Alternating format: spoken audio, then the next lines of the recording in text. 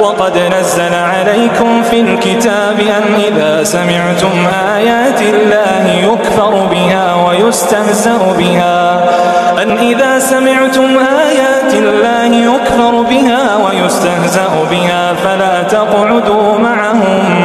فلا تقعدوا معهم حتى يخوضوا في حديث غيره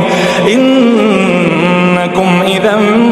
مثلهم إن الله جامع المنافقين والكافرين في جهنم جميعا